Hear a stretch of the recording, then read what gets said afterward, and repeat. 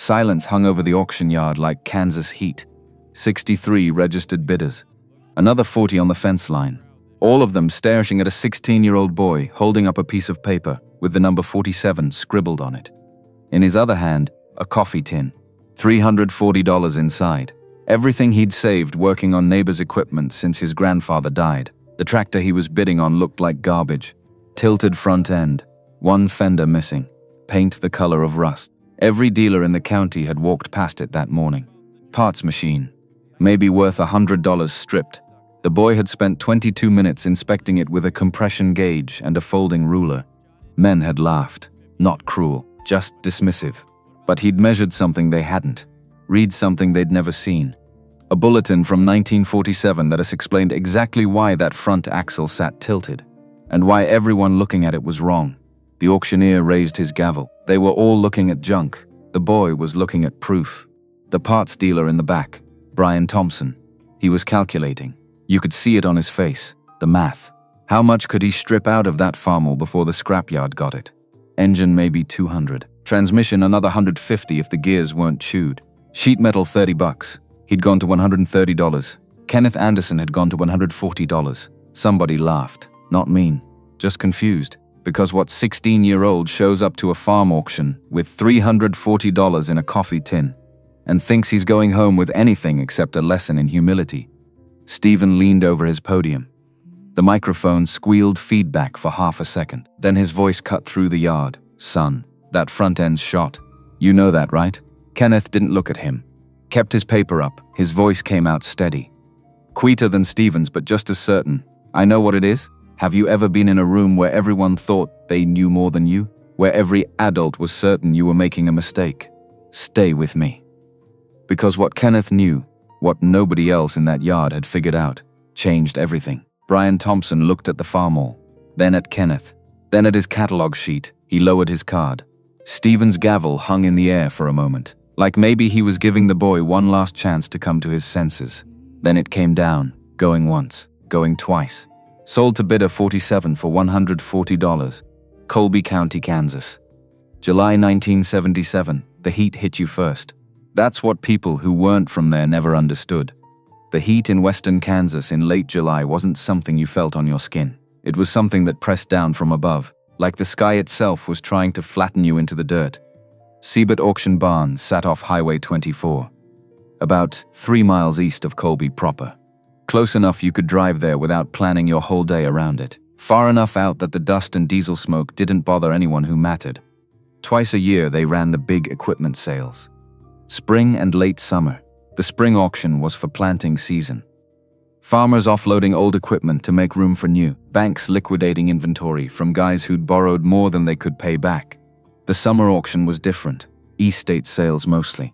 Old farmers who'd died or retired. Their kids selling off machinery they didn't know how to use and didn't want to learn. Which meant you could find deals if you knew what you were looking at. Real deals. The kind that made a man's whole year if he played it right, or the kind that bankrupted him if he played it wrong. Stephen Taylor had been running these auctions since 1958, which meant he'd seen the full spectrum of human judgment on display. The guy who bought a John Deere for twice what it was worth because his neighbor bid against him and pride took over. The widow who sold her late husband's International Harvester for half its value because the auctioneer talked too fast and she got confused. 63 registered bidders showed up for the July 26th sale, which was about average. Maybe a little light, but it was Tuesday, work day. A lot of farmers couldn't spare the time, the unofficial crowd. The guys who came to watch but didn't bid, that was closer to 40, sitting on the fence line with thermoses of coffee, even though it was 92 degrees by 9 in the morning. Because in farm country you showed up to auctions the same way you showed up to high school football games. Not because you cared about the outcome necessarily, but because something interesting might happen. And if it did, you wanted to be able to say you were there when it went down. Kenneth Anderson arrived at 7:30 a.m. An hour before registration opened. He'd ridden his bicycle 14 miles from Oakley because his mother needed the truck for a dentist appointment, and he hadn't wanted to miss the preview, which meant he'd left the house at 5:45 in the morning, pedaling through the half-dark, with the coffee tin rattling in his backpack and the folded paper with his parts list.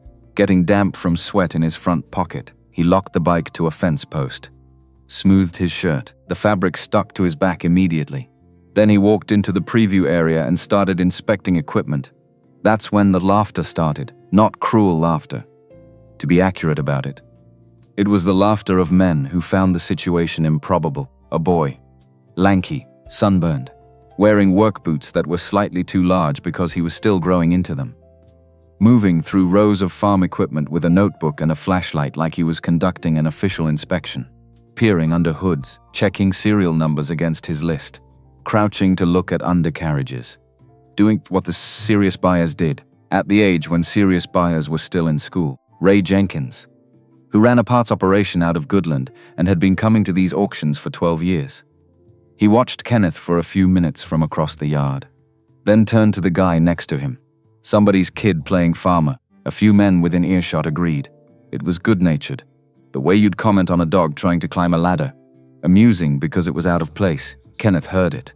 Kept working. The equipment Kenneth was most interested in was a 1944 Farmall H row crop tractor.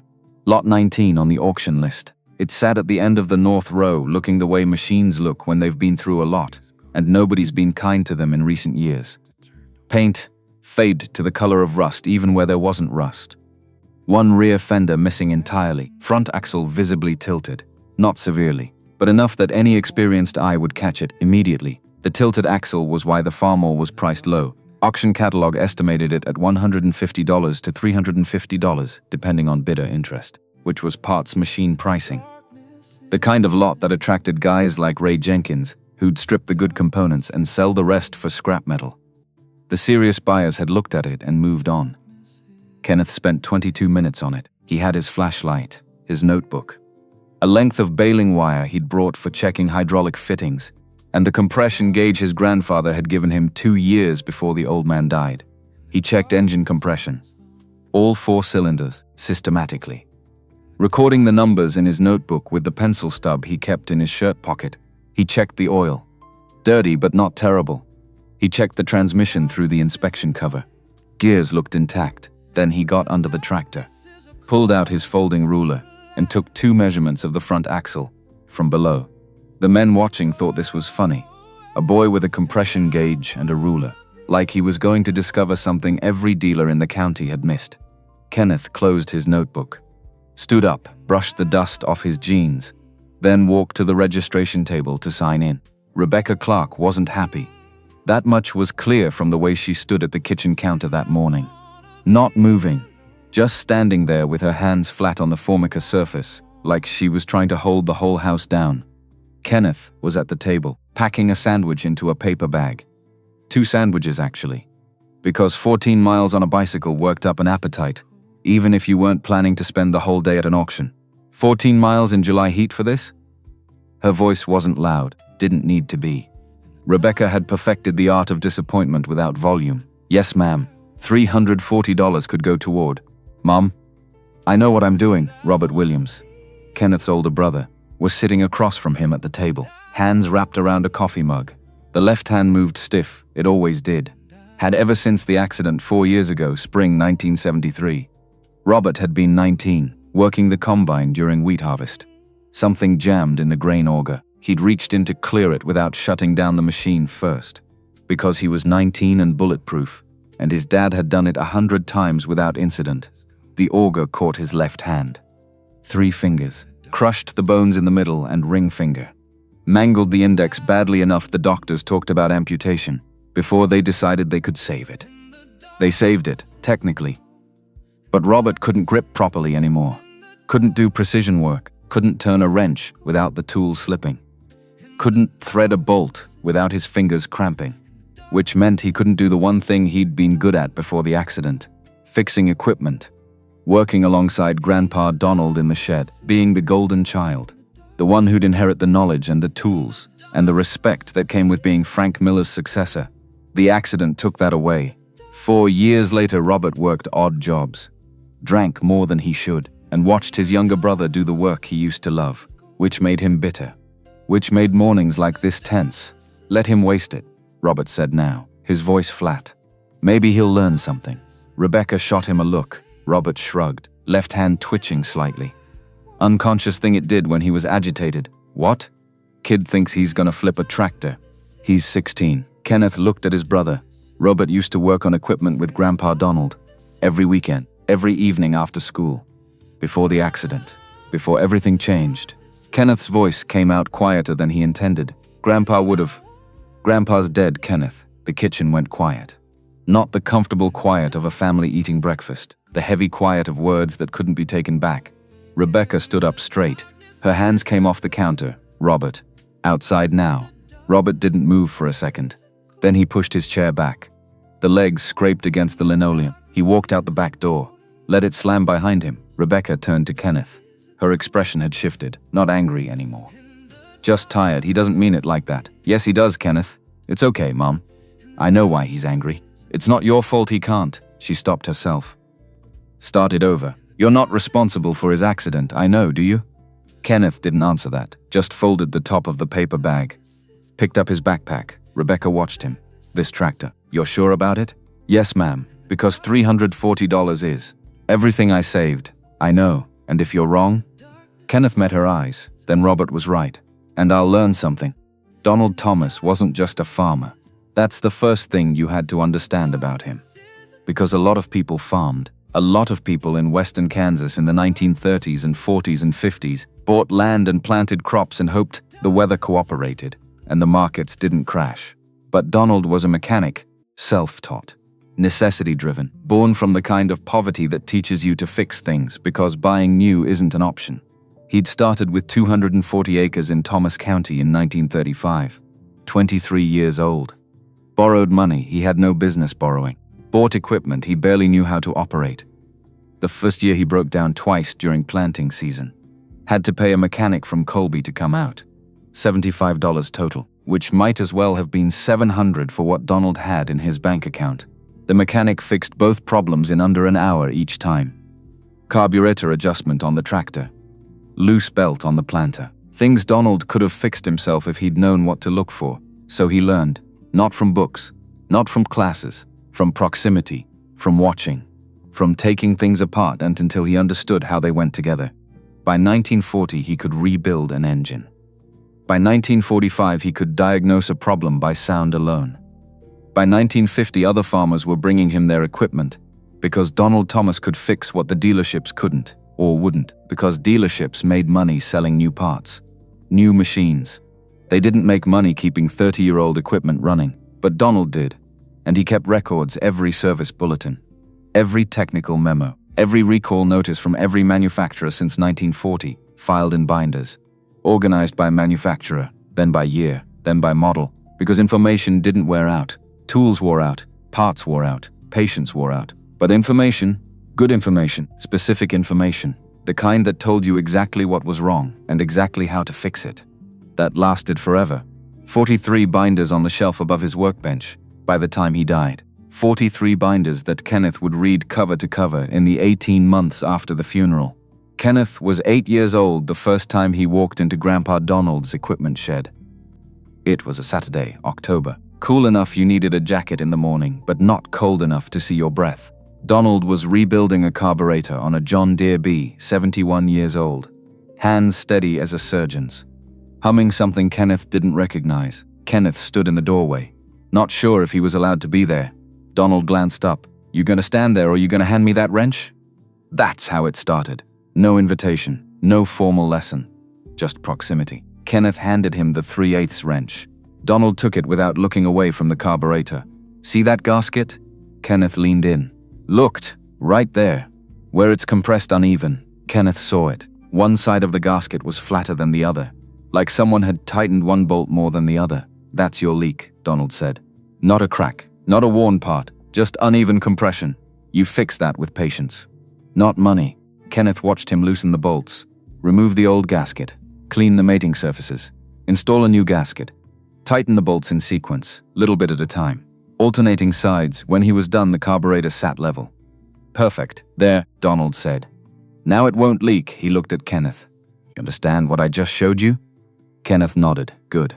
Because I'm only showing you once. After that, it's your job to remember.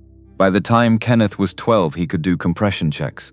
Donald would hand him the gauge, point at the engine, walk away. Come back 20 minutes later. What'd you get? Kenneth would read off the numbers from his notebook. Donald would nod or shake his head. Cylinder 3's low. You notice? Yes, sir. Why? Probably rings. Could be. What else? Kenneth would think. Work through the possibilities. Valve not seating? Good. Check that first. Rings are expensive. Valve adjustments free. By 13, Kenneth could rebuild carburetors.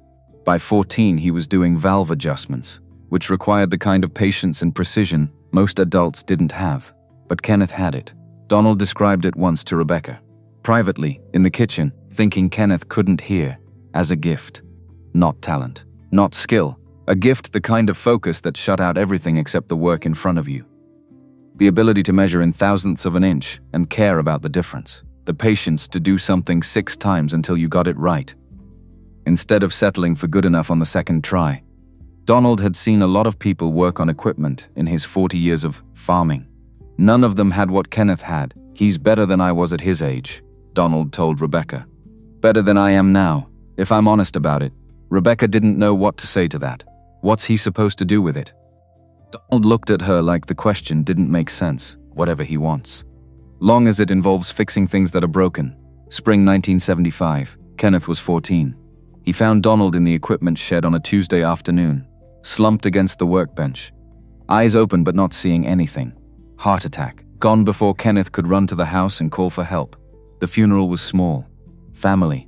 A few neighbors. Some farmers Donald had helped over the years. The pastor said things about God's plan and eternal rest.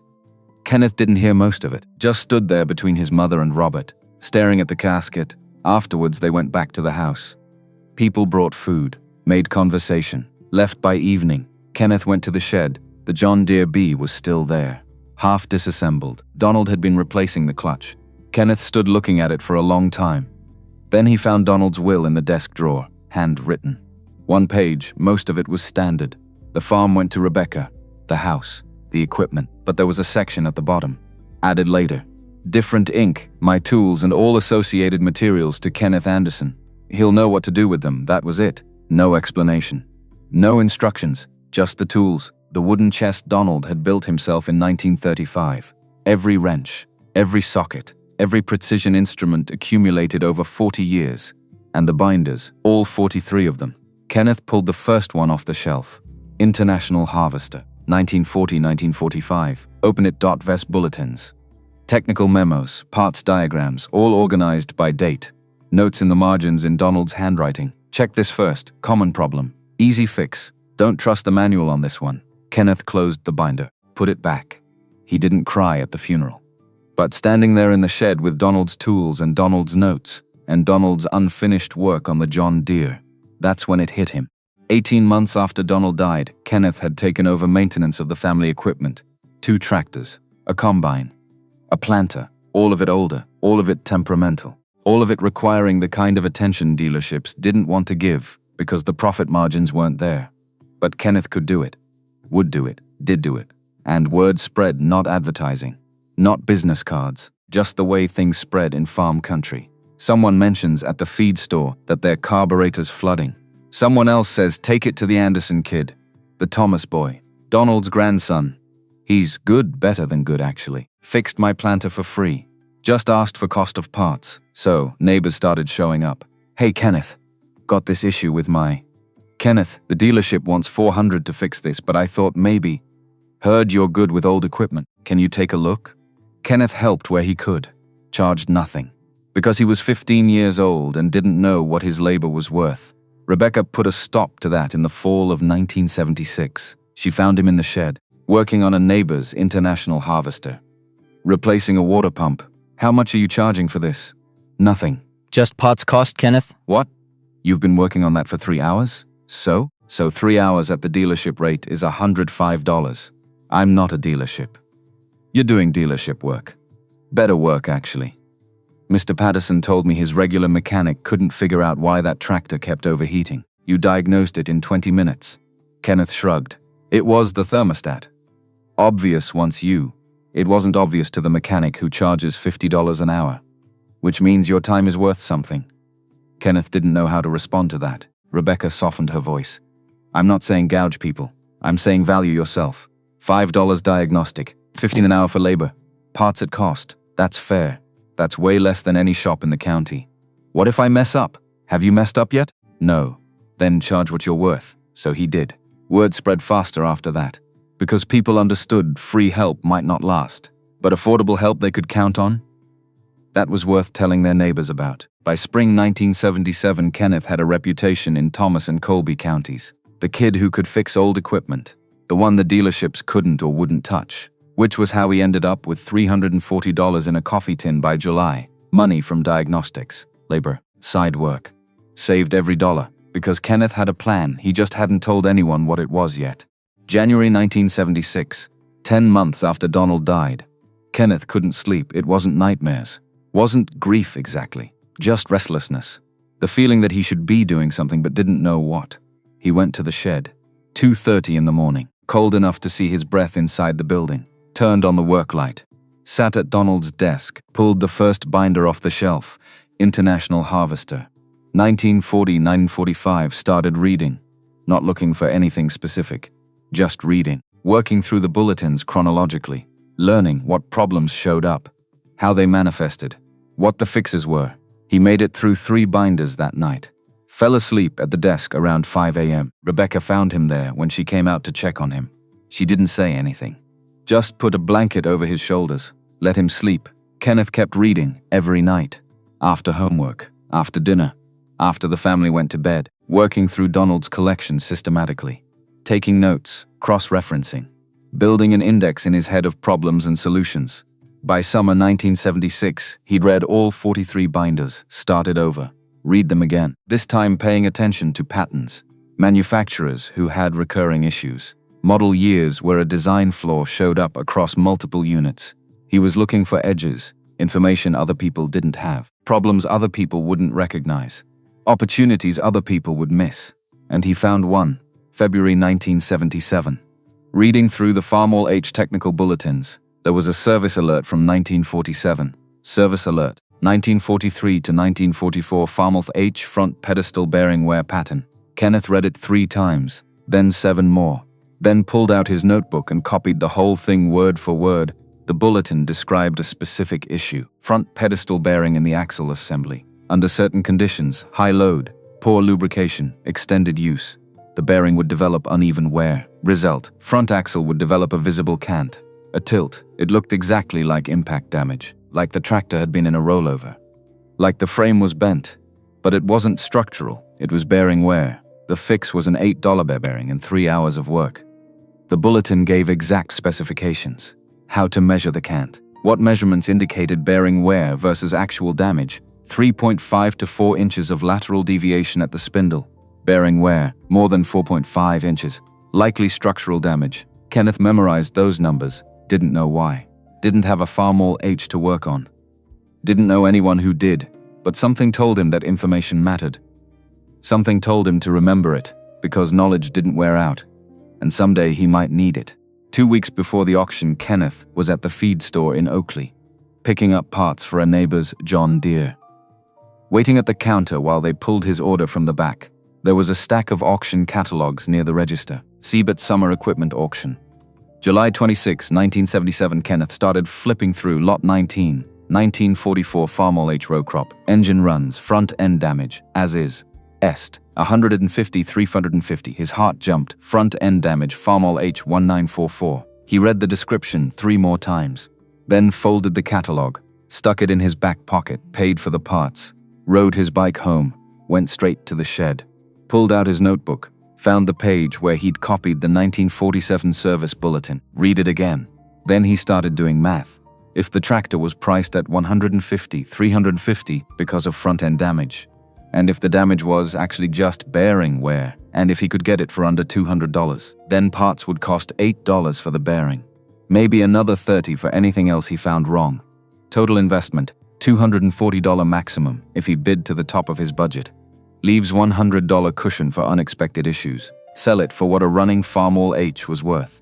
$450, $500. Net profit, $200, $250. If he was right, if the damage was bearing wear, if he could fix whatever else was wrong.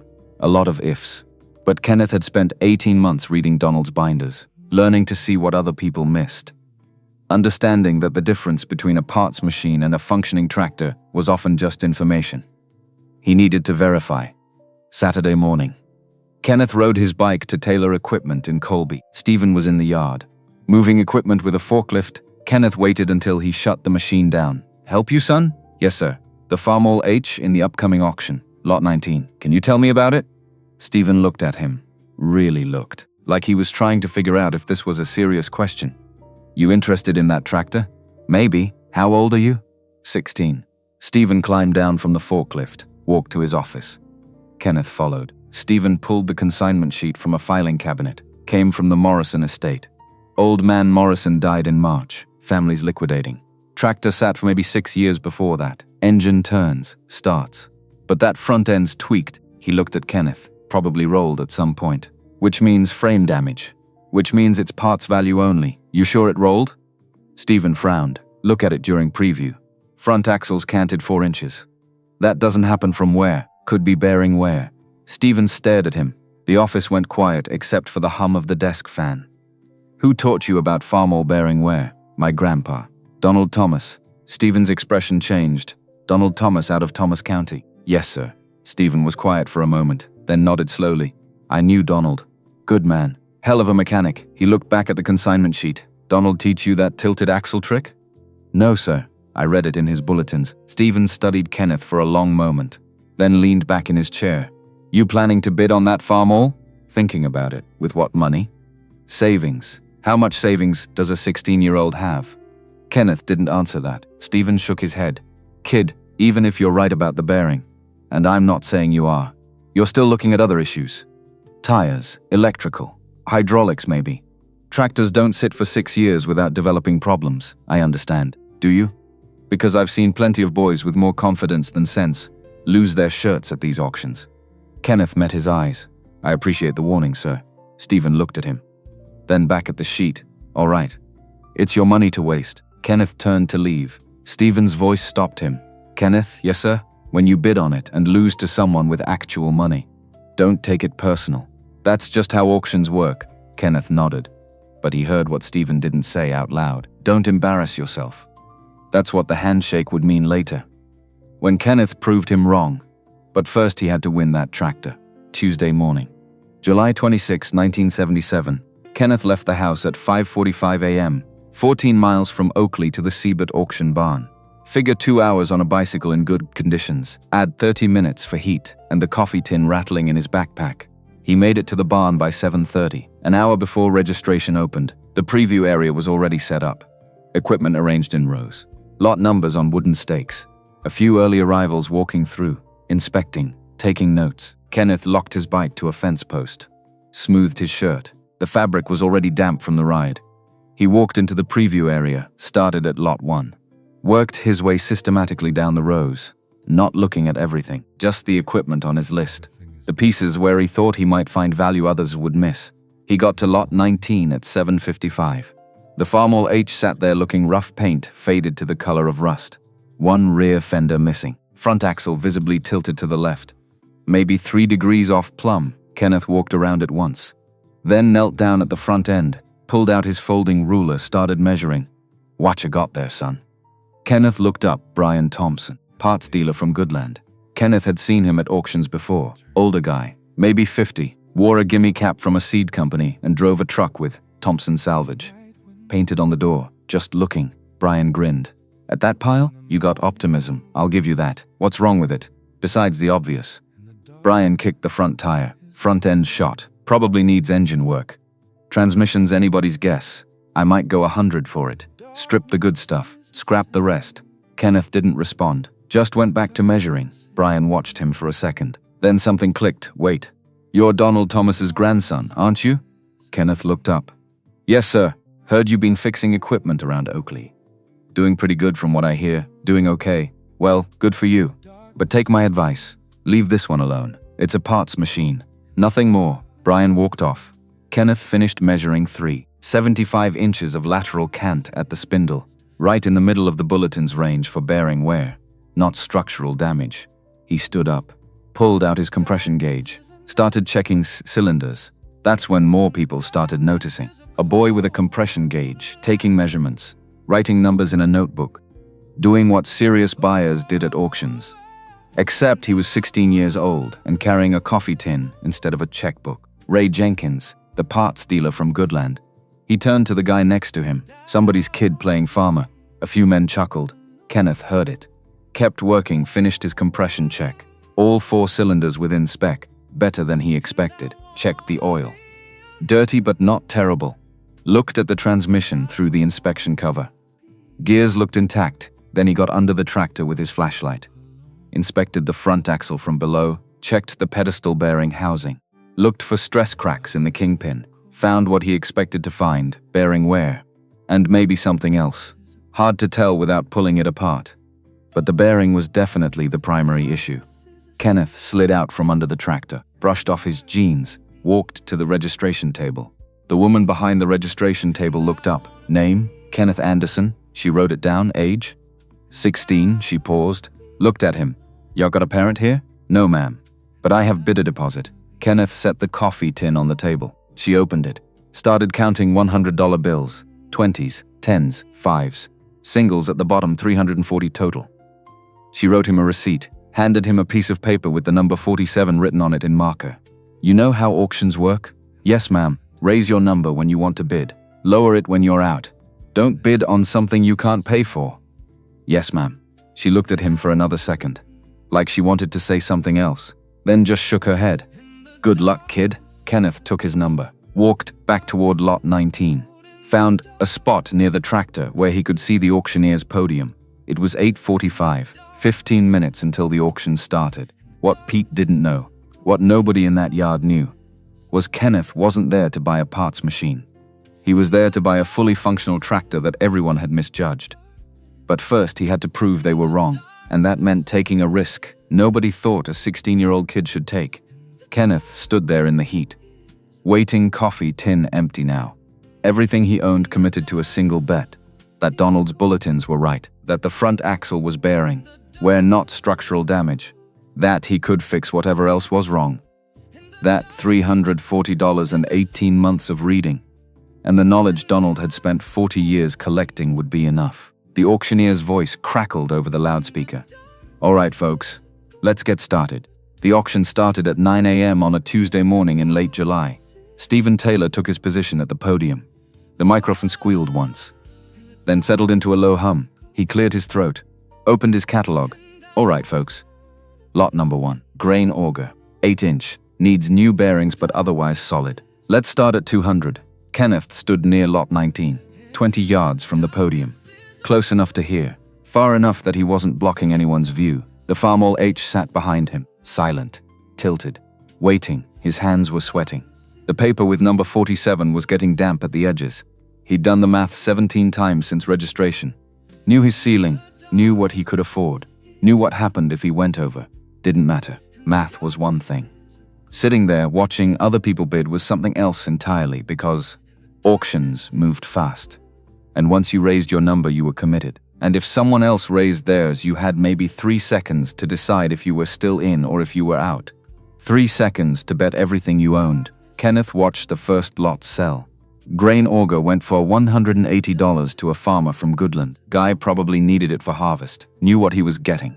Didn't hesitate on the final bid. Lot 2, post hole digger, sold for $55. Lot 3, planter, 6-row, decent shape. Bidding started at $400, went to $640, serious money. Guy who won it owned 800 acres north of Colby. Could afford to pay retail. Kenneth's stomach tightened. These were the real buyers. The ones with bank accounts and credit lines and years of experience watching equipment values. What was he doing here? He pushed the thought down, focused on breathing. Lot 4, Lot 5, Lot 6. Equipment came up, got described, got bid on, sold or passed. The auctioneer's voice had a rhythm to it, a cadence. Numbers flowing together until you stopped hearing them as separate things and just heard the music of it. Kenneth's grandfather used to say auctioneers were like jazz musicians, making it up as they went, following a structure but improvising within it. Donald had taken Kenneth to an auction once, 2 years before he died. Spent the whole day just watching, teaching Kenneth how to read the room, how to know when bidding would go high, when it would stay low, how to spot the serious buyers versus the tire kickers. Watch their hands, Donald had said. Guy who's serious keeps his card low. Doesn't wave it around. Just raises it calm, confident. That's who you're competing against. Kenneth looked around the yard now. Counted maybe 8 serious buyers. The rest were parts dealers or spectators. Which meant 8 people who might bid on the farm all, or might not. Because the farm all looked like garbage. And everyone except Kenneth thought the front end was structural damage. Which meant parts value only. Which meant maybe 2 or 3 people would bid. Maybe unless someone decided to run the price up just for fun. Or spite. Or because they didn't like seeing a kid try to play in the adult pool. Kenneth had seen it happen. Guy at an auction last year bid on a tractor he didn't want. Just to make another guy pay more. Dropped out at the last second. Left the other guy stuck with a machine worth half what he paid. It was legal. It was strategy. It was also the kind of thing that could destroy Kenneth if someone did it now. Stop. He forced himself to breathe. To focus. Lot 13 came up. John Deere B. Needed engine rebuild. Auctioneer said it plainly. No surprises. Sold for $420. Then Stephen looked at his catalog. Flipped the page, looked up at the crowd. Lot 19. Kenneth's heart jumped. This was it. Stephen walked over to the farm-all. Stood next to it. One hand on the hood. 1944 Farmall H row crop. Engine runs. Starts. You can see for yourselves the front end's got damage.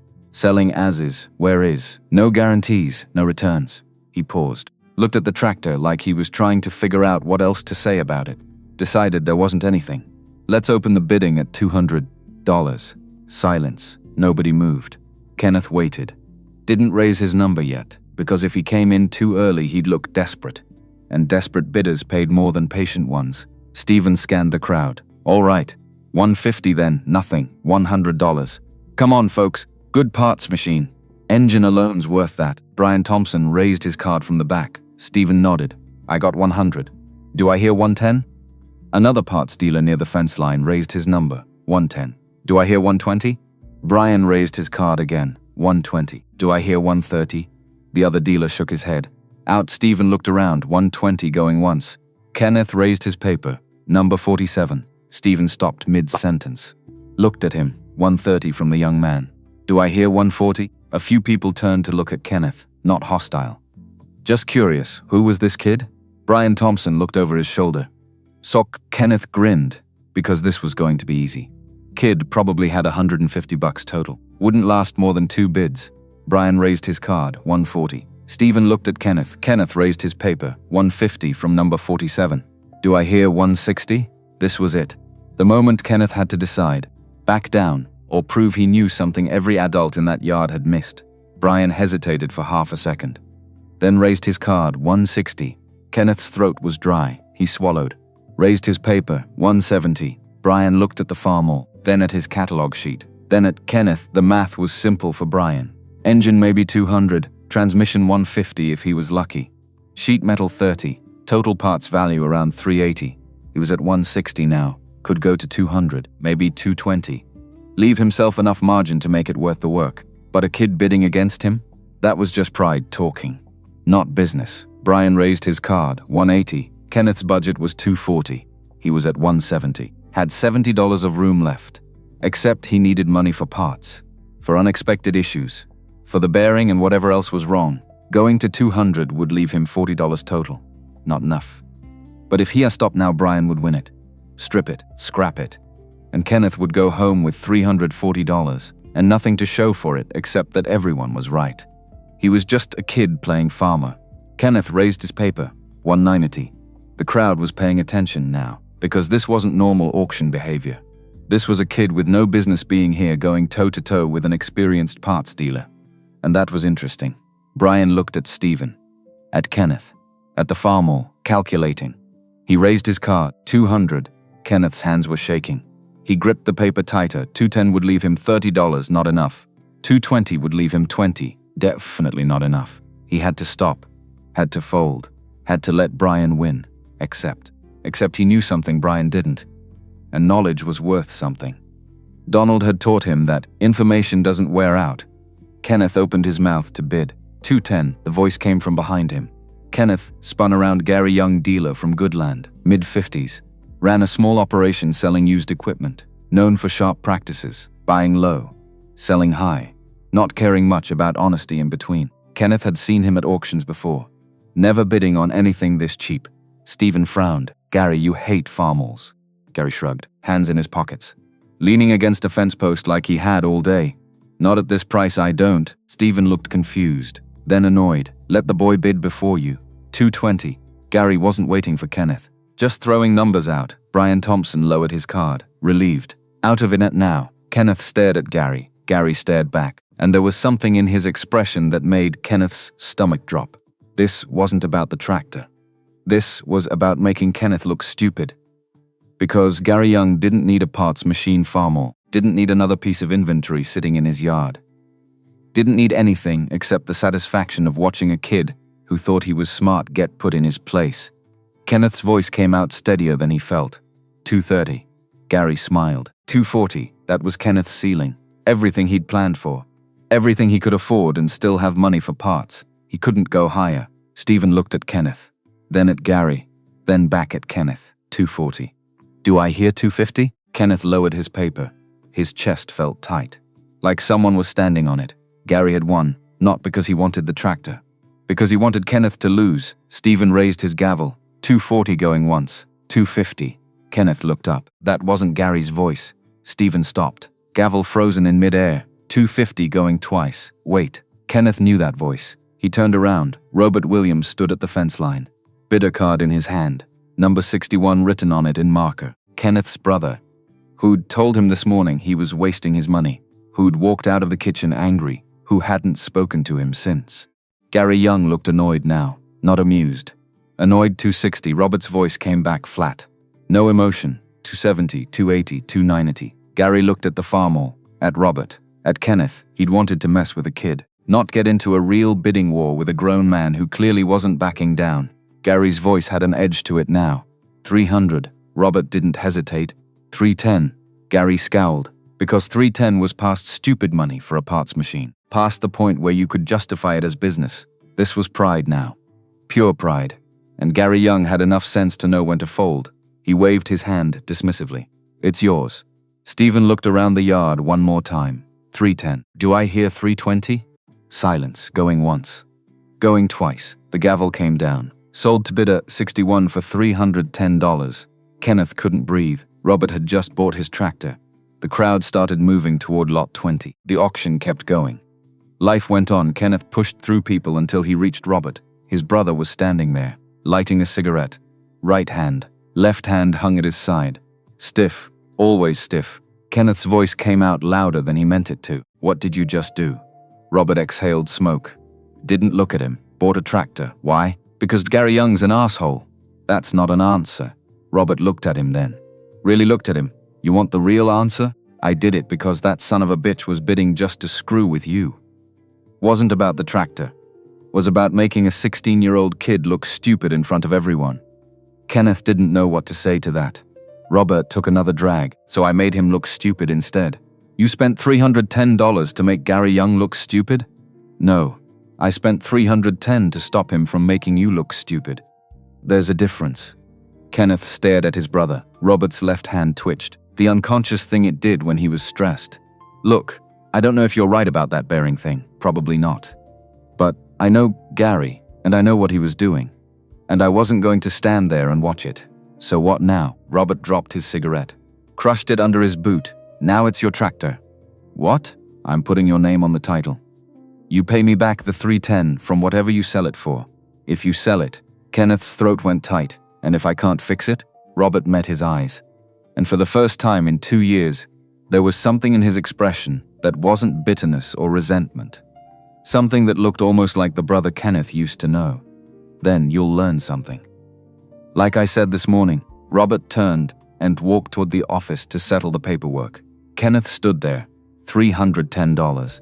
70 more than he'd budgeted, which meant he had $30 left from his original savings. $30 to fix whatever was wrong with that tractor.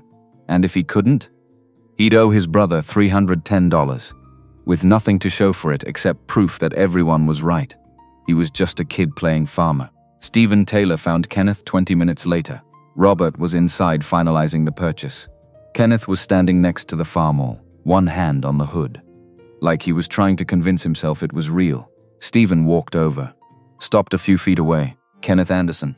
Kenneth looked up. Yes, sir, that was quite a show. Wasn't trying to make a show? Stephen looked at the farm. Then back at Kenneth. You really think that's bearing wear? Not structural damage? Yes, sir. Why? Kenneth pulled the folded bulletin from his back pocket. The 1947 service alert. Paper worn soft from being read so many times. He handed it to Stephen. Stephen unfolded it. Read it. Slow. Careful. His expression changed as he read. When he finished, he looked up. Where did you get this? My grandpa's collection. Donald had the 47 bulletins? Donald had everything, sir. 43 binders worth. Stephen handed the bulletin back. But his eyes stayed on Kenneth. You measured it? Yes, sir. 3.75 inches at the spindle. Right in the bulletin's range for bearing wear. Stephen was quiet for a moment. Processing, then he asked the question Kenneth had been dreading. Okay, let's say you're right. Let's say it is bearing wear. What else is wrong with it? Won't know until I get it home and go through it. Could be a lot. Could be. You're risking $310 on could be. The Kenneth met his eyes. Didn't flinch? Yes, sir. Stephen studied him. And Kenneth could see the math happening behind the man's eyes. The calculation. Kid this young. Knowledge this specific. Confidence this solid. Either Kenneth was delusional, or he knew exactly what he was doing. Stephen made his decision. He stuck out his hand. Not a congratulations. Not yet, but something else, acknowledgement maybe. Or respect for the attempt even if it failed. You fix that tractor and it runs straight. You bring it by my shop. I want to see it. Kenneth shook his hand. Stephen's grip was firm. The handshake of a man who meant what he said. Yes, sir, will. Stephen nodded. Then walked back toward the auction. Kenneth stood there holding the bulletin, hands shaking now that the adrenaline was wearing off. He'd done it. He'd won the tractor. Now he just had to prove he wasn't wrong. Saturday morning. Kenneth rode his bike to the neighbor's farm. Mr. Patterson, the one whose international harvester he'd fixed back in the spring. Patterson was in his barn. Working on a hay baler, Kenneth. What can I do for you? Need to borrow your flatbed trailer, sir. If that's okay. What for? Bought a tractor at auction. Need to get it home. Patterson straightened up. Wiped his hands on a rag. You bought a tractor? At 16? Yes, sir. Your mother know about this? She does now. Patterson grinned. Well, all right then. Trailer's out back. Just bring it back when you're done. Kenneth hitched the trailer to Patterson's truck. Patterson insisted on driving. Said he wanted to see what kind of tractor a 16-year-old thought was worth buying. They got to the Siebert barn by noon. The farmall was right where Kenneth had left it. Tagged with his purchase number. Waiting. Patterson walked around it once. Looked at the tilted front end. That's what you bought? Yes, sir. Front end's damaged. No, sir. It's bearing wear. Patterson looked at him. You sure about that? Pretty sure. Pretty sure's not the same as sure. No, sir. They loaded it onto the trailer with a winch. Took 40 minutes. Hot work. The sun was straight overhead by the time they got it secured. Patterson drove back to Kenneth's place. Slow. The farmall wasn't heavy, but it was awkward, and the front axle being tilted made it want to roll to one side on the trailer. They got to the Anderson farm by 1:30. Rebecca came out when she heard the truck.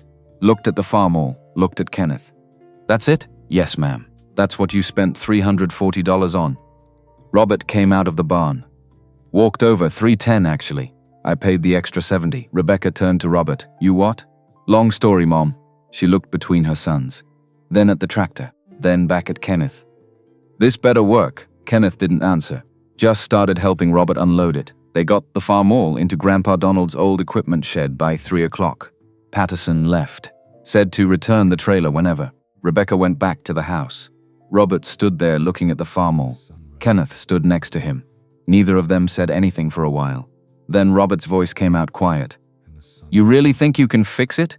I know I can fix the bearing. Don't know what else is wrong yet. When will you know? Tomorrow. After I get under it and pull things apart, Robert nodded. Started to walk away. Then stopped. Kenneth? Yeah? I hope you're right. His voice didn't sound bitter when he said it. Just tired. Kenneth watched him walk back to the barn. Then turned to the farmall. Pulled his toolbox over. Started getting to work. Sunday morning, Kenneth was in the shed by 6 a.m. Couldn't sleep anyway. Might as well start early. He did a systematic inspection. The way Donald had taught him. Start broad. Then narrow down. Don't assume anything, engine first. Pulled the compression gauge. Checked all 4 cylinders. Numbers came back good. Better than he'd expected actually. Cylinder 1, 115 psi. Cylinder 2, 118 psi. Cylinder 3, 112 ps. Cylinder 4, 116 psi. All within spec. All close enough it didn't matter. Engine was solid. Oil next, pulled the dipstick. Dirty. But not terrible, not milky. No metal shavings, could use a change, but the engine wasn't eating itself. Transmission, opened the inspection cover. Gears looked intact. No obvious damage, would need to drive it to know for sure. But visually it looked okay. Hydraulics. Pulled the lines, seals were old, crusty. Would probably leak under pressure, not a critical issue.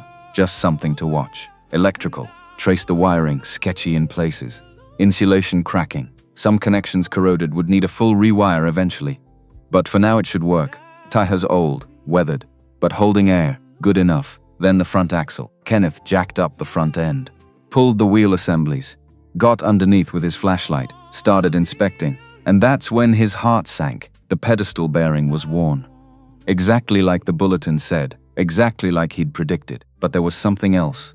The kingpin, the main vertical pin that the whole steering assembly pivoted on. It had stress cracks. Fine lines running through the metal near the top. Where the load concentrated, Kenneth lay there under the tractor, flashlight beam on the kingpin, staring at those cracks. Because stress cracks meant the kingpin had been under load it shouldn't have been under. Probably because of the worn bearing, throwing everything out of alignment. And stress cracks meant failure. Maybe not today, maybe not next week, but eventually if that kingpin snapped while someone was driving, while the tractor was turning, while there was weight on the front end, the steering would collapse. Complete loss of control. Kenneth slid out from under the tractor, sat on the floor. Back against the workbench, pulled out his notebook. Started doing math. New pedestal bearing. $8, new kingpin. $65 if he could find one. They were discontinued parts. Total, $73. He had $30 left from his original budget, $43 short, and no guarantee the kingpin hadn't damaged other components. Kenneth sat there for a long time, staring at the numbers. This was the moment Kenneth realized he might have made a terrible mistake. The bearing was exactly what he'd predicted. But the kingpin? That was something else. Something the bulletin hadn't mentioned. Something that could make this tractor worthless, or worse, dangerous. Robert found him in the shed that evening. Kenneth was still sitting on the floor. Notebook open. Numbers staring back at him. How bad? Kenneth looked up. Bearings where? Like I thought, Robert waited. But the kingpin's cracked. Meaning I need parts I can't afford. Robert leaned against the workbench, left hand resting on the edge. He couldn't grip properly anymore. Hadn't been able to since the accident. So you were wrong. Kenneth's jaw tightened. Wasn't wrong about the bearing, but there's more damage than Kenneth. You spent $310 on a parts machine. It's not a parts machine. It is if you can't fix it. Kenneth stood up. I can fix it. With what money? I'll figure it out. Robert shook his head, and there was something in his expression that looked like vindication. Like he'd been proven right all along. This is exactly what I was afraid of. You think because Grandpa taught you some stuff, you can just... Don't what? Don't talk about Grandpa like you know what he taught me. Robert's jaw tightened. Left hand curled into a fist, or tried to. The fingers wouldn't close all the way. He taught me too, Kenneth. Before you were old enough to remember. Before the accident. So don't act like you're the only one who... Then why'd you stop? The words hung in the air. Robert looked away. Kenneth's voice came out quieter now. But harder. You used to work on equipment with him every weekend. Every evening. You were good at it. Better than me, probably. Then you had the accident and you just... stopped. Robert stared at his left hand. The three fingers that didn't work right anymore. Yeah. Well, some things change. He turned and walked out. The shed door slammed behind him. Kenneth stood there alone, with a tractor that needed parts he couldn't afford. And a brother who'd just been proven right. Monday morning, Kenneth started calling implement suppliers, 3 counties worth, every parts dealer, every farm supply, every place that might have old farm-all inventory. Same conversation 12 times. Do you have a kingpin for a 44 farm-all H? Let me check. No. Discontinued part. Can you order it? Special order. 6 weeks minimum. $85 plus shipping. Kenneth couldn't wait 6 weeks. Couldn't afford $85 plus shipping. He hung up the phone after the 12th call, sat at the kitchen table, staring at nothing. Rebecca came in. Saw his expression. No luck? Parts discontinued. Special order only. How much? $85. Plus shipping. plus 6 weeks. Rebecca sat down across from him. What are you going to do? Don't know yet. She was quiet for a moment, then reached across. Put her hand on his. Your grandfather would be proud you tried. Trying's not fixing. Sometimes it is. Kenneth didn't answer. Rebecca squeezed his hand, then got up, went back to making lunch. Kenneth sat there, then something clicked. The farm all came from the Morrison estate. Old man Morrison had farmed for 50 years. Farmers like that didn't throw parts away. They kept everything, just in case. Maybe Morrison had parts. Maybe Morrison had what Kenneth needed. Kenneth stood up. Mom, can I borrow the truck? The Morrison farm was 12 miles northeast of Oakley. Kenneth drove there on empty roads, windows down, heat pouring in, pulled into the yard around 2 p.m. The main house looked empty, but there was a truck parked near the machine shed. Kenneth got out, walked over. A man in his 40s was inside the shed, sorting through boxes, moving things onto a trailer. Kenneth knocked on the doorframe. The man turned around. Help you? Yes, sir. I'm looking for Timothy Moore. That's me. Kenneth stepped inside. I'm Kenneth Anderson. I bought your dad's Farm All H at the auction last week. Timothy's expression changed. Half surprise, half amusement. You're the kid who bid on it? Yes, sir. What can I do for you? I need a kingpin for the front axle. Was wondering if your dad kept any parts around. Timothy laughed. Not mean, just tired kid. My dad kept everything. Problem is finding it. He gestured at the shed. Leaped chaos. Parts everywhere, no organization. 50 years of accumulated farm equipment components piled in, boxes and crates and barrels with no system whatsoever. You're welcome to look, but I got no idea what's in there. Kenneth looked at the mess. Felt something like hope stirring in his chest. Can I come back tomorrow? Spend the day looking? Timothy shrugged. Suit yourself. I'll be here all week. Tuesday morning, Kenneth showed up at the Morrison farm at 7 a.m. Timothy was already there, moving more boxes. You're serious about this? Yes, sir, all right, have at it. Kenneth started in the back corner, working systematically box by box, crate by crate. Most of it was useless, or useless to Kenneth anyway. Carburetors for the wrong models, transmission gears that didn't fit anything he knew. Steering components for tractors made in the 1960s. 2 hours in, 3 hours, 4. His back hurt from bending over. His hands were filthy. Sweat dripping into his eyes, nothing. He was about to give up. Then he saw it, bapped corner of the shed, wooden crate. Faded writing on the side, Farmall, front end. Kenneth's heart jumped. He pulled the crate out. Heavy. Something substantial inside. Pried open the lid, inside wrapped in brown paper. Still in its original packaging from the manufacturer. A Kingpin Farmall H, 1943 to 1945 models. Never installed. Kenneth stood there holding it, hands shaking. Old man Morrison had ordered this part. Probably years ago. Maybe decades. Never got around to installing it. Probably forgot he even had it. And now it was exactly what Kenneth needed. Found something? Kenneth turned. Timothy was standing in the doorway. Kenneth held up the Kingpin. Yes, sir. This. It's the exact part I need. Timothy walked over. Looked at it. How much you need it? Kenneth's heart sank because Timothy was going to charge him for it. Of course he was. It was worth money. Maybe not retail, but something. And Kenneth had $30. Total. His voice came out quiet. A lot, sir? Timothy looked at Kenneth. Then at the Kingpin. Then back at Kenneth. You're Donald Thomas's grandson? Yes, sir. Timothy was quiet for a moment. Donald helped my dad out more than once. Free of charge. When the dealerships wanted an arm and a leg for simple fixes, he looked at the Kingpin again. Take it. No charge. Kenneth couldn't speak, sir. I can't just... You can and you will. My dad would have wanted it used instead of scrapped with the rest of this junk. Timothy's voice softened. Make that tractor run. That's all the thanks I need. Kenneth felt his throat tighten. Thank you, sir. Timothy nodded. Went back to sorting boxes. Kenneth stood there holding the Kingpin. Worth $65 retail. Free because Donald Thomas had helped someone 30 years ago. Because Donald believed in fixing things instead of replacing them. Because knowledge and kindness had value that lasted longer than money. Kenneth carefully rewrapped the Kingpin, carried it to his truck, set it on the passenger seat like it was made of glass, then drove home. He had work to do. Wednesday morning, Kenneth started tearing into the front axle, pulled the whole assembly apart, piece by piece. Laid everything out on a tarp in the order it came off. The pedestal bearing was shot, just like he'd diagnosed. The Kingpin had those stress cracks. Would have failed eventually, but that wasn't all. The spindle bushings were worn, both sides.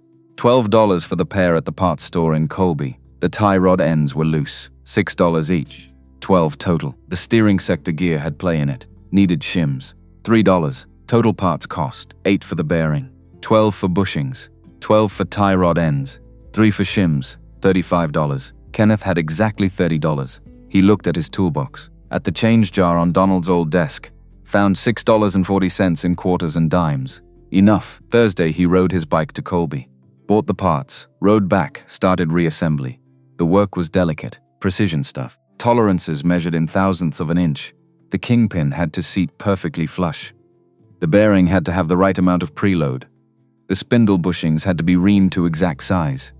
Kenneth worked through Thursday, through Friday, stopped only to eat. To sleep a few hours. Rebecca brought him meals to the shed. Didn't ask questions. Just left the food and walked away.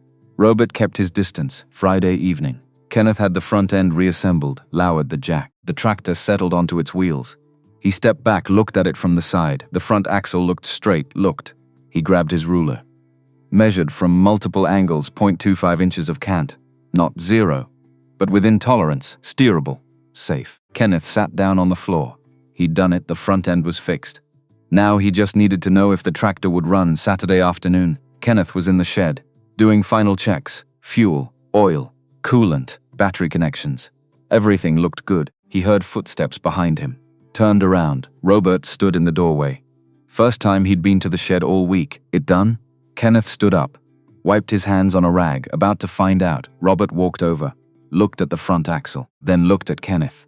Neither of them said anything for a moment. Then Kenneth climbed into the seat, adjusted the throttle, set the choke. His hand hesitated over the starter button, because this was it.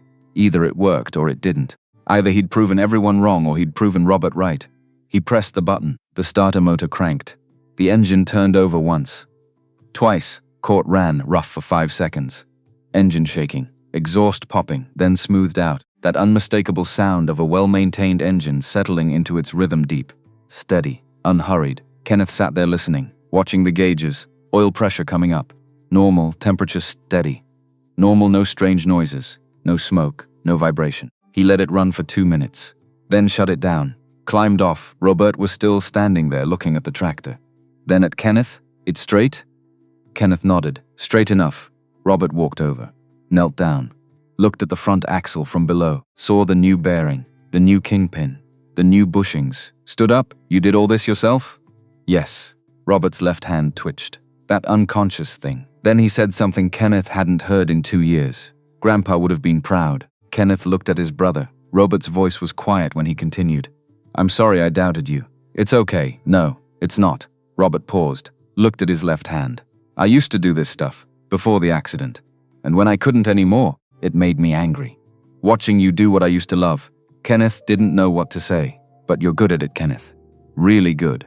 Better than I ever was." They stood there in the shed. Brothers. First real conversation in 2 years. Robert cleared his throat. "You need help selling it?" Kenneth looked at the farmer. "Haven't thought that far yet. Well, when you do, let me know." Robert turned to leave, then stopped, looked back, and Kenneth. "About the 310. Don't worry about paying me back all at once. Whenever you can." "It's fine." He walked out. Kenneth stood there, alone with the farmall, the tractor that everyone said was junk, the tractor that was going to prove them wrong. The deepest knowledge isn't the widest. It's the kind that goes all the way to the bottom of one thing and stays there long enough to understand it. Donald had lived that. Kenneth had learned it. And now he had proof sitting in the shed. Running. Straight. Ready.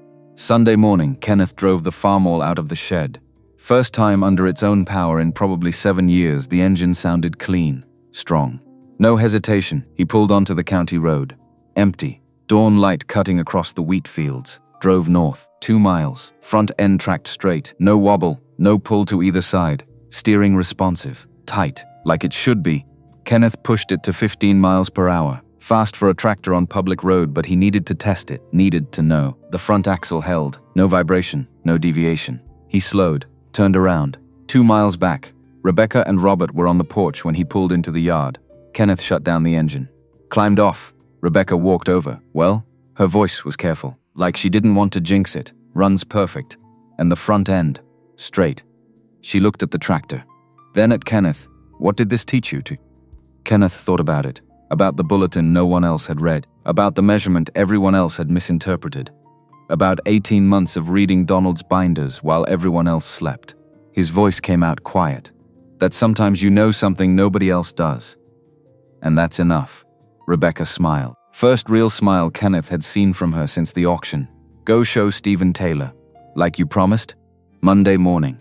Kenneth drove the farmall to Taylor Equipment. 14 miles on county roads. Traffic light. Mostly farm trucks and early commuters. The farmall ran flawless the whole way. Kenneth pulled into Stephen's yard at 9:15. Stephen was in the office, saw Kenneth through the window, came out, stopped when he saw the farmall, just stood there for a second, looking at it, then walked over. I'll be damned. Kenneth shut down the engine. Climbed off, front ends straight. Like the bulletin said, Stephen walked around the tractor, inspecting, the way serious buyers inspected at auctions.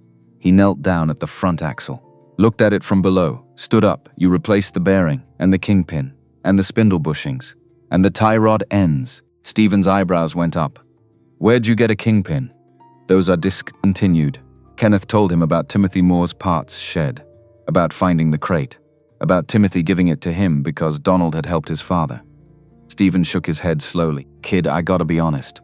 When I saw you bid on this at auction, I thought you were making a mistake. I know, sir. But you weren't. No, sir. Stephen looked at him. And there was something in his expression that hadn't been there before. Respect maybe, or recognition. The look a professional gives another professional. How much you into it total? Kenneth pulled out his notebook, the one with all his numbers. 310 purchase. 35 in parts.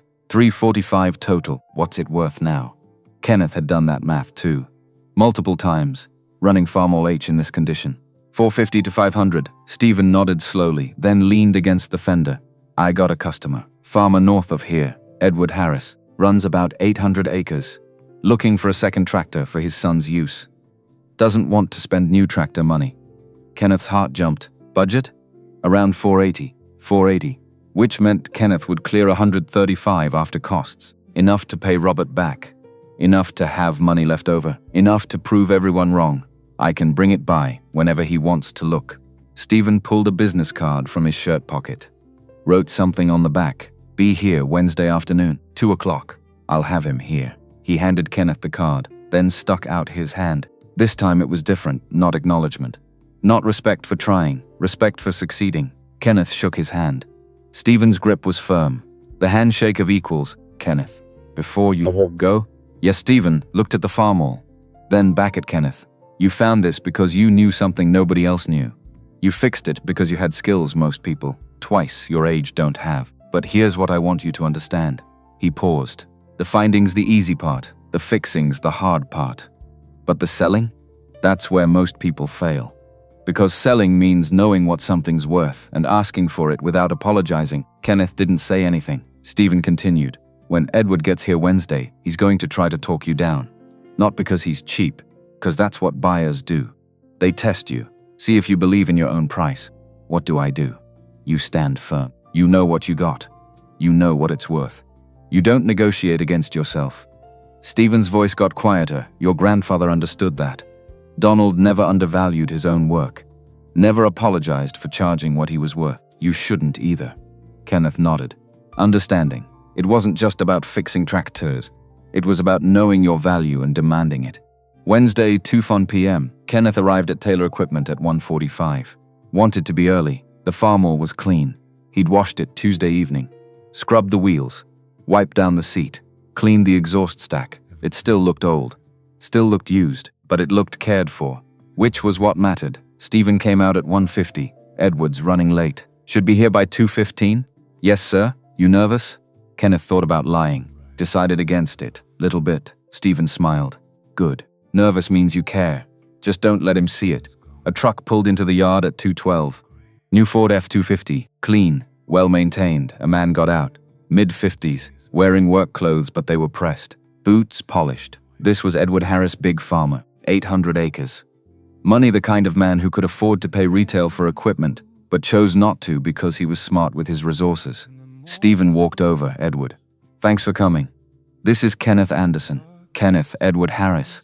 Edward stuck out his hand. Kenneth shook it. Firm grip. Eye contact, you're the one who bought this at auction? Yes, sir. How old are you? 16. Edward looked at the farmall.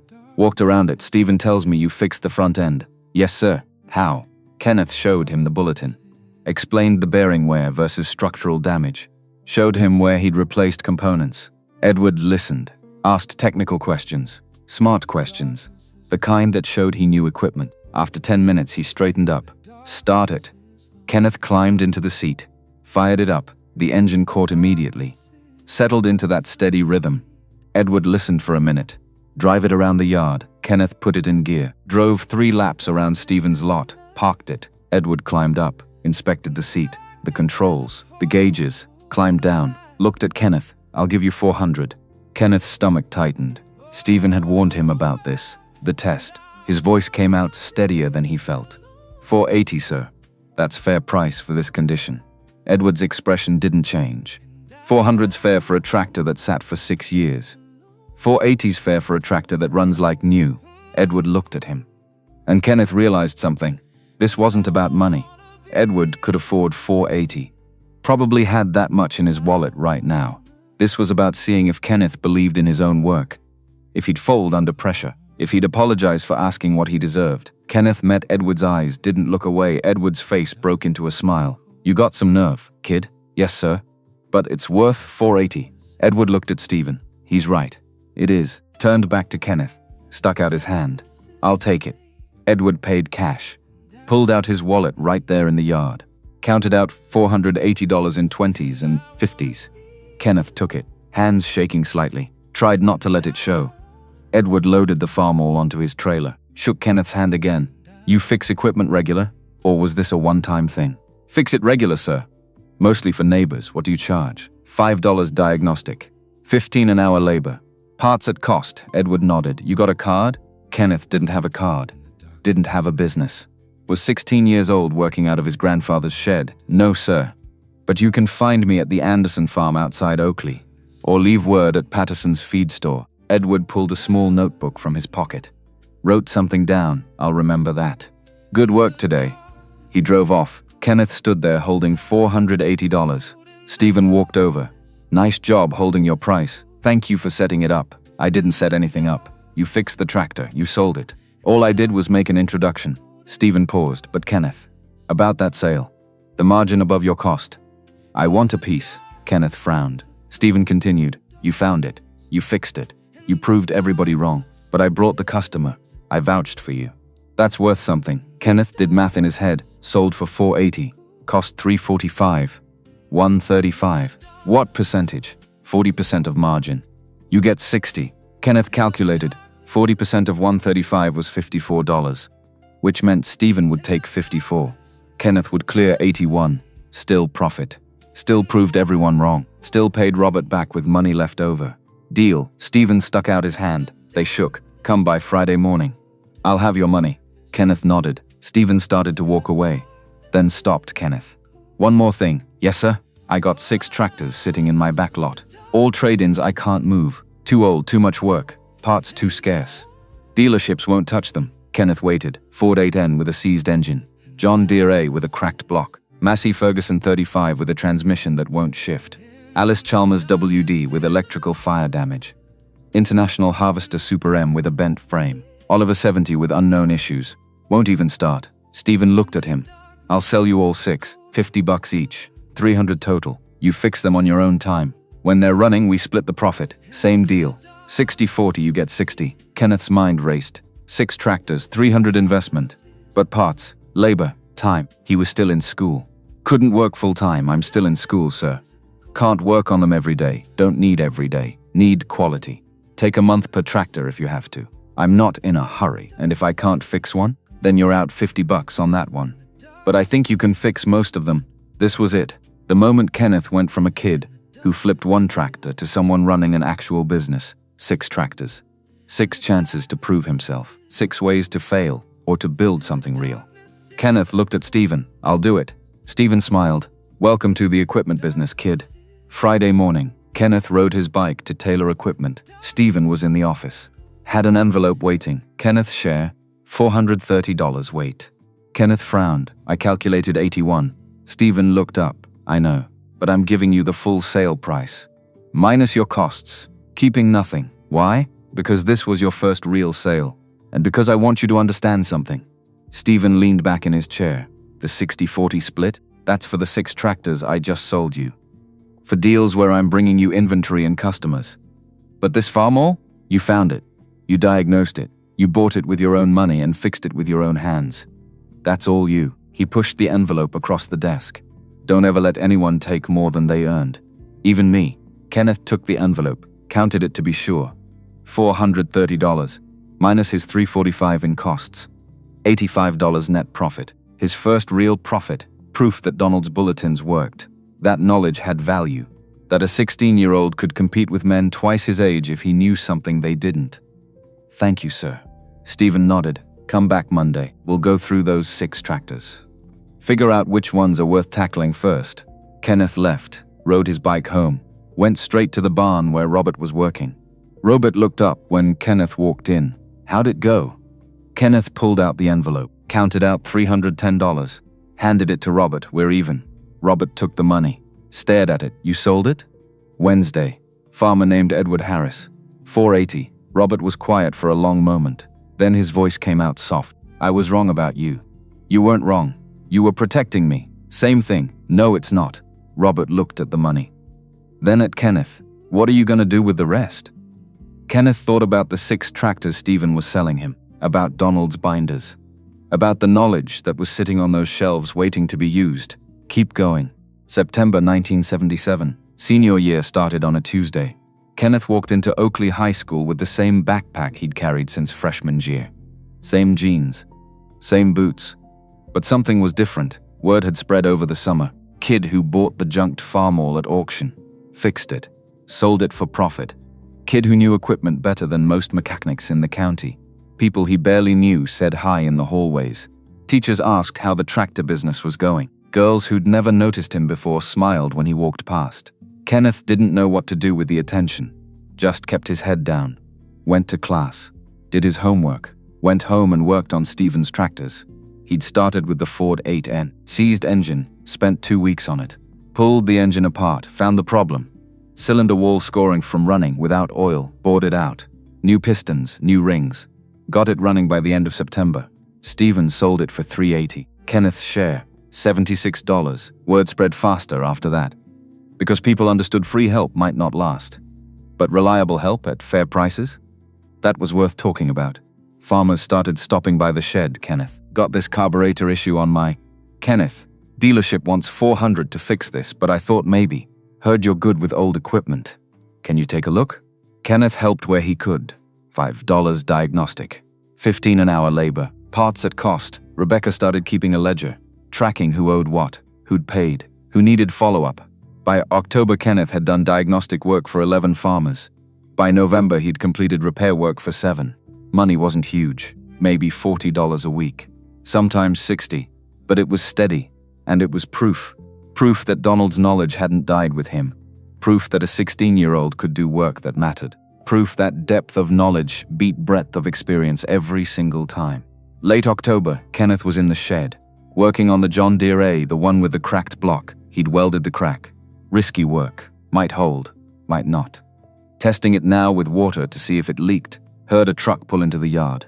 Looked up. Recognized the vehicle. Gary Young, the dealer from Goodland, who'd tried to run up the price at the auction. Kenneth's stomach tightened, set at his tools.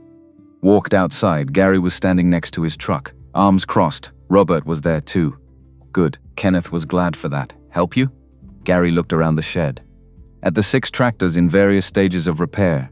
Heard you been fixing tractors. Yes, sir. Taking business from legitimate shops. Kenneth's jaw tightened. I'm not taking anything. People ask for help. I help. Gary walked closer. And there was something in his expressions that Kenneth didn't like. You got no certification. No insurance. You screw up somebody's equipment. You're liable. Know what that means? Robert stepped forward. He asked you a question.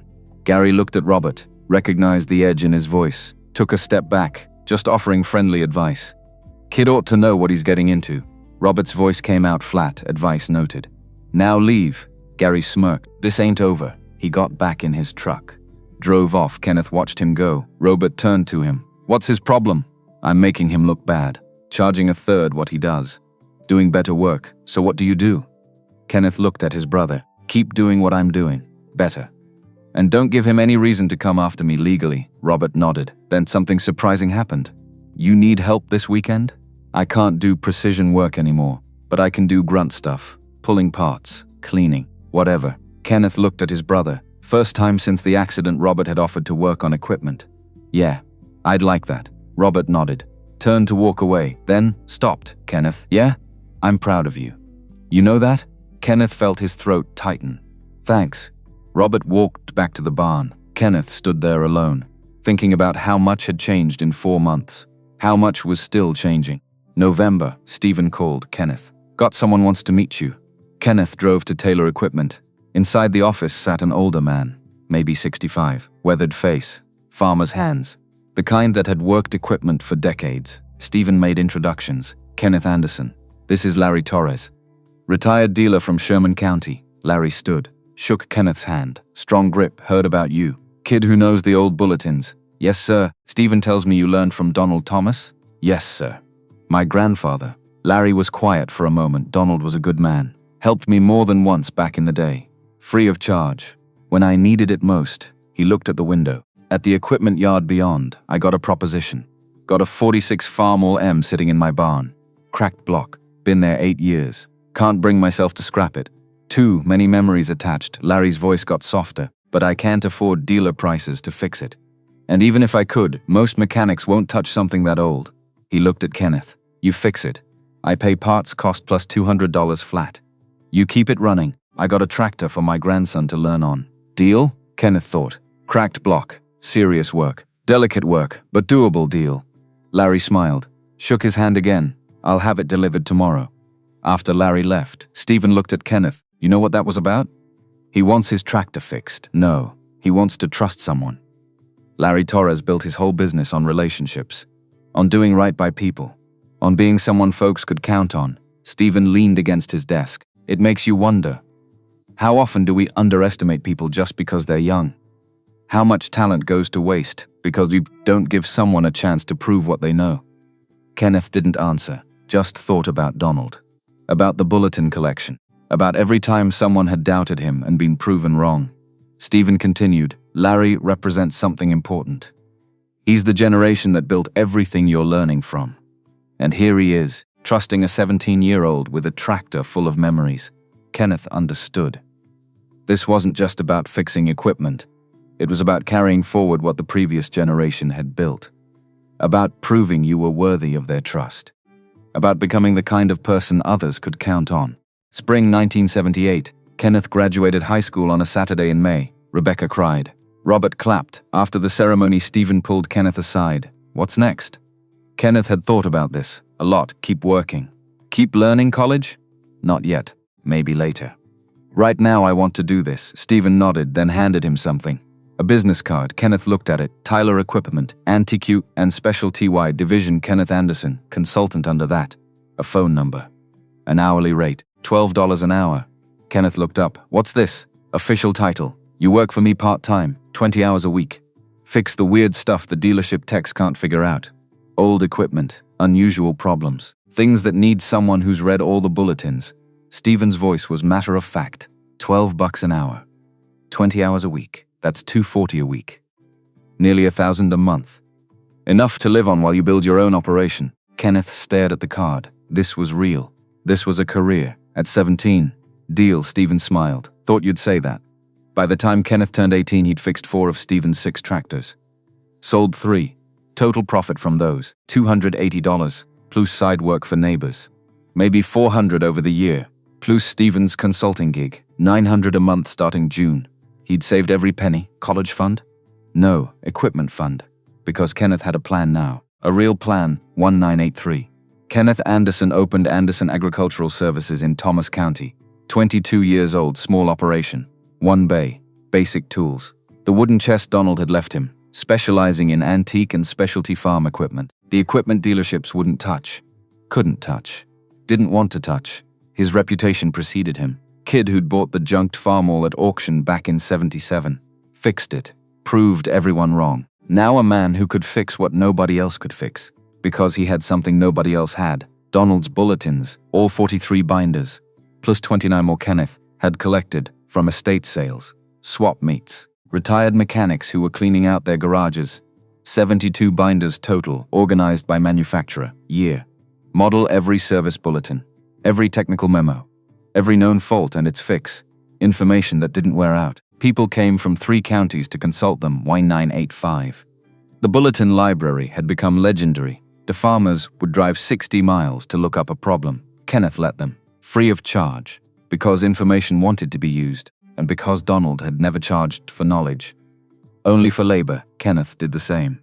1994, Stephen Taylor retired from the equipment business, drove out to Anderson Agricultural Services on his last working day. The operation had grown. 3 bays now, full machining setup. Hydraulic lift. Stephen found Kenneth in the main bay, working on a 1939 John Deere B. Still at it, Kenneth looked up, wiped his hands on a rag, always. Stephen walked around the shop, looking at everything, at the expansion, the tools, the organization. You did good, kid. Learned from you, sir. Stephen shook his head. Bullshit. You learned from Donald. I just gave you opportunities. They walked outside, stood in the sun. Stephen looked at Kenneth. You remember that farm all? The one you bought at auction? Every day. What'd it teach you? Kenneth thought about it. About the bulletin nobody else had read. About the measurement and everyone else had gotten wrong.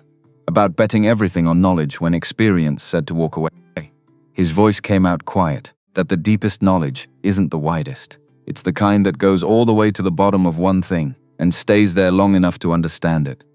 Stephen smiled. Donald would have said exactly that. He stuck out his hand. One last time. Kenneth shook it. Stephen got in his truck, drove away. Kenneth watched him go, then turned back to the shop. Because there was work to do. There was always work to do. Late 1990s. Anderson Agricultural Services became the place you went when nobody else could help. Not because it was the biggest operation. Not because it was the cheapest. Because when you brought Kenneth Anderson a problem, he'd walk to the binder shelves, pull down the right volume, find the bulletin, and show you exactly what was wrong, exactly how to fix it. The knowledge Donald had spent 40 years collecting. The knowledge Kenneth had spent 30 more years expanding. All there, preserved, used, active living, present day. The original 1944 Farmall H sits in Kenneth's personal collection, fully restored, perfect condition. He doesn't sell it, won't sell it, never will. It sits in the corner of the main shop bay, facing the entrance so everyone sees it when they walk in, on the fender. A small brass plaque, first one. July 1977, reminder of the day a 16-year-old kid proved that knowing one thing deeply beats knowing many things shallowly. The day Kenneth Anderson learned what his grandfather had been trying to teach him all along. That information doesn't wear out, that precision beats approximation. That confidence without knowledge is just noise, but knowledge without confidence is wasted potential. Kenneth walks past that farmall every morning, touches the hood, remembers the coffee tin with $340, the bulletin from 1947, the measurement everyone else got wrong. The moment Gary Young tried to humiliate him, and Robert stepped in. The kingpin Timothy Moore gave him for free. The handshake from Stephen Taylor that meant, you're one of us now. All of it. Every moment that led from that auction yard to this shop. From being laughed at to being sought out. From boy playing farmer to man running a business. Kenneth Anderson's story started with a coffee tin and a bulletin nobody else had read. It became a lifelong career built on one principle. Depth of knowledge beats breadth of experience. Have you ever known something so specifically that it gave you an advantage nobody expected? Have you been underestimated and proved them wrong? Share your story in the comments. We read everyone. The farmall sits there. Proof that sometimes the junk nobody wants is exactly what you need. If you know what to look for, if you're willing to go all the way to the bottom, if you're patient enough to understand it. Donald knew that. Kenneth learned it. And now, sitting in the corner of Anderson Agricultural Services, under fluorescent lights and the smell of oil and metal, that 1944 Farmall H reminds everyone who walks through the door. Knowledge doesn't wear out. People do, tools do, patience does. But information? Information lasts forever. If you preserve it, if you use it, if you pass it on. Kenneth's son works in the shop now, 23 years old, learning the same way Kenneth learned, handing tools. Watching. listening, reading the binders, all 72 of them, because that's how knowledge survives, not in books gathering dust, but in hands doing work, in problems getting solved, in tractors that everyone said were junk running like new. The farm all idles sometimes. Kenneth fires it up once a month, lets it run for 20 minutes. Keeps everything lubricated, keeps it ready, just in case, just to remember. That day in July 1977, when a 16-year-old kid walked into an auction with a coffee tin and walked out with proof that he belonged, that he knew something, that knowledge mattered, that Donald hadn't died for nothing.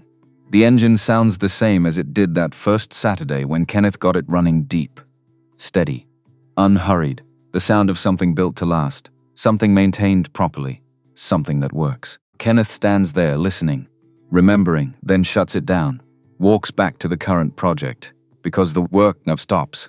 The work is the point, the work is what matters. Donald understood that Kenneth lives it, and someday, his son will carry it forward, the knowledge, the bulletins, the understanding that depth beats breadth, that precision beats approximation. That, sometimes the answer everyone's looking for, is sitting right there in a bulletin from 1947. You just have to know where to look, and be willing to believe it when you find it, even if everyone else says you're wrong, especially then.